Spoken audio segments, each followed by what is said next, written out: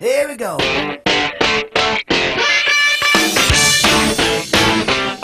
right.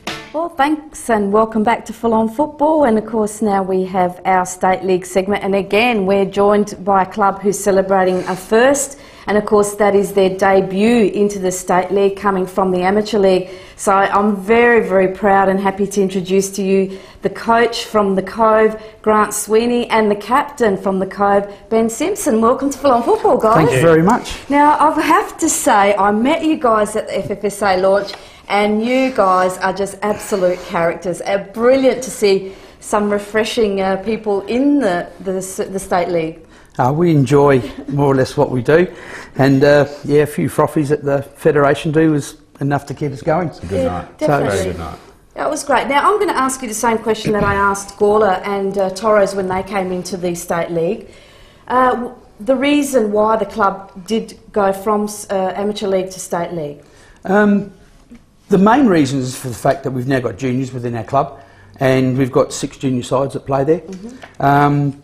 We thought about, I've come from a Federation background, so we sort of sat down the end of last year with so many junior clubs coming into it, and with the FFSA, whatever it is, trying to get the amateurs to go along with them, we thought it would be a good idea for us to have a word to them about our chances of getting in, which we did. We wrote off a letter. Then they got back to us and said we weren't successful. Okay. That was the first time, and then there was the sort of kerfuffle between the two Perry sides. Yes. One was going to be thrown out for whatever reason. That's their business, not ours. And then they asked us to come in, and that was just before Christmas. So it's very short and sweet, but mainly because of the juniors. We want to have an opening for where they can go and play. And where our club's situated, it's not really situated in the south. It's sort of from like sort of Hallett Cove, and we want to go downhill to where Bacalla and Cumberland are, because there's no clubs down there at all. Right. You've got the 3 teams up south, and their juniors do very well. There's a lot of distance between that. People don't like coming all the way up the hill, and vice versa. Other people don't like going down. So we're in the middle. It's mainly for that, but we've changed sort of our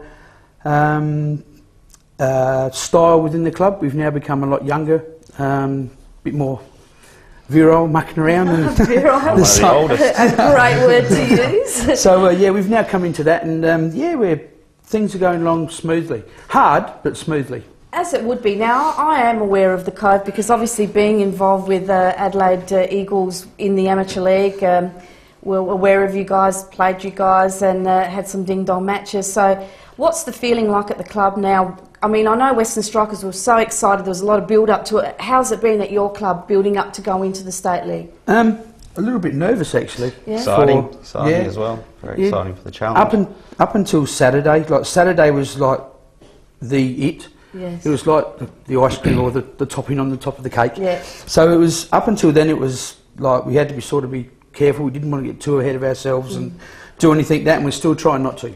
Even like last night's training was a little bit, we're still in that, we've got our first win, how you going? But that was quickly put to bed. So, but yeah, we need to continue on what we're doing and just do one game at a time. Take each game as it comes. Now yourself, being the inaugural captain into the State League, how are you feeling leading your side in? No, it was a very proud moment for me. I've been at the club for about 5 or 6 years now, playing in the amateurs, Div 1, then we got relegated to Div 2. So to have the opportunity to play State League, it was amazing. And leading the boys out on the weekend was, very good. Now the 2 styles of football, Amateur League and Federation, 2 very, very different styles of football. How have your lads stepped up into that? I think the biggest thing we've noticed is time on the ball and speed. You don't get much, do you? No, you don't. You're shut down a lot quicker. Physicality-wise and everything, I think we're fine with all that. But yeah, it's just more the speed. Now, as a coach, obviously leading your men in, what was your directives as a coach coming up to this match? We actually had a quiet talk before we went out. Quiet talk? I could not believe that from you, Grant. Honestly, I could not believe that from you. We actually sat down and just went through what everyone's done around the club before we actually went out. We didn't really do too much about the game until the last 5 minutes, and just talked about, because everyone was like really nervous. It was a big moment for the club. Yeah. So we, we just sat down and had a little chat in the change rooms when everyone was ready, and did about 5 minutes of what we was going to do on the park, because I was there last year as well, so we sort of haven't changed our game plan by too much, other than change the sort of clientele a little bit to make us, because the speed in the games that we're playing in now compared to amateur league is tenfold, so that's what we had to adjust to. Yeah. And we're still getting there, but it's yeah, it was good. And when we walked out, it was awesome. When we came off, it was even better. Oh, I can imagine. Wish I was there. Now let's have a look at the results from the State League for round one. Two people sitting next to me here, very, very proud and very, very happy. But have a look at that first result. Norlunga 1, Seaford 5. Seaford doing quite a lot of recruiting there, and they've got Tradger, they've got Bradley Armour in, they've got quite a few, so wonderful win for them. Roberts scoring for Norlunga, Anderson scoring 4. That'd be one that you want to get after, wouldn't you? And Winder, of course, for Seaford. Playford 1, West Adelaide 3. Strong win there by West Adelaide, obviously wanting to take off with, to gather themselves and continue from where they left off last year. Jackson scoring for Playford, Kezios getting a brace there for West Adelaide, and Spatharos another prolific goal scorer for West Adelaide. Port Pirie 1, Western District Toros 0. It's down as an own goal, so we take it as that. So unfortunate for Toros. This result here, the Cove 2, Gawler 0. Very, very happy people here next to me. And is that pronounced Cone? Yeah, that's Paul Coney. Yeah. Paul Coney, okay. Fantastic stuff. And Thompson there scoring the other for Cove. So halfway line. Two boys that are going to be remembered for that first match. And then, of course, Enfield and Northern Demons, a 2-2 draw. That was a night match at Enfield. Prescott and Costa scoring for Enfield. And Adrian Leet, one of our presenters that we have here quite often, getting on the scoreboard, so we'll need to talk to him about that in a few weeks' time.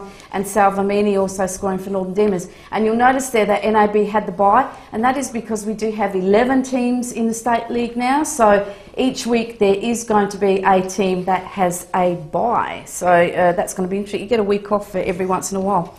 Don't know if that's good or not, but sometimes it is if you've got injuries.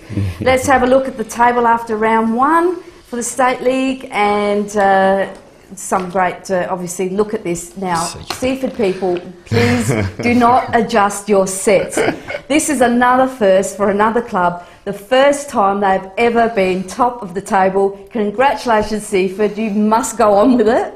And from all accounts that I heard, Ben Dale, the coach, was very upset that they conceded a goal. So, look, well done to them. They've done a lot of work there, so we wish them all the best. Seaford on top, West Adelaide, Cove and Port Pirie all on 3 points. So great start to the new guys. Northern Demons and Enfield on 1. NAB yet to play. Toros, Playford, Gawler and Norlunga yet to put up a score. Now, let's have a look at the fixtures for round 2, because there's some more interesting matches coming up. You guys are at home, and another doable match. We were talking about this. Another doable match. You're up against Port Pirie, Port Pirie City. So that'll be interesting with that.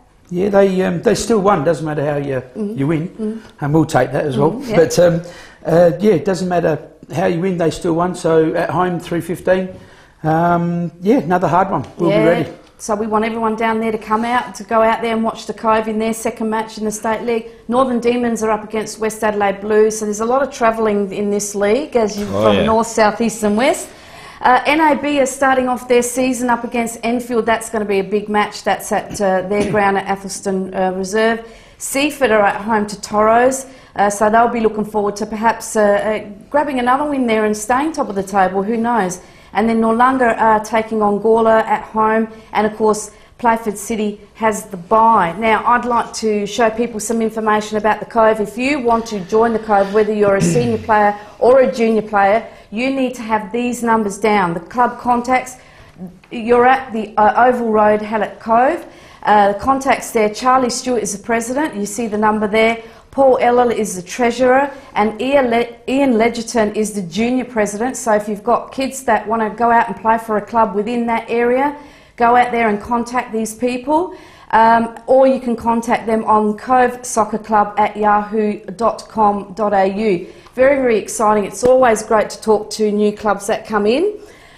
can I just say it's an absolute pleasure meeting you guys. I'm going to ask you to stick around because we've got our Spotlight segment coming up, and I really don't want you to go yet because I enjoy your company so much. Thank you.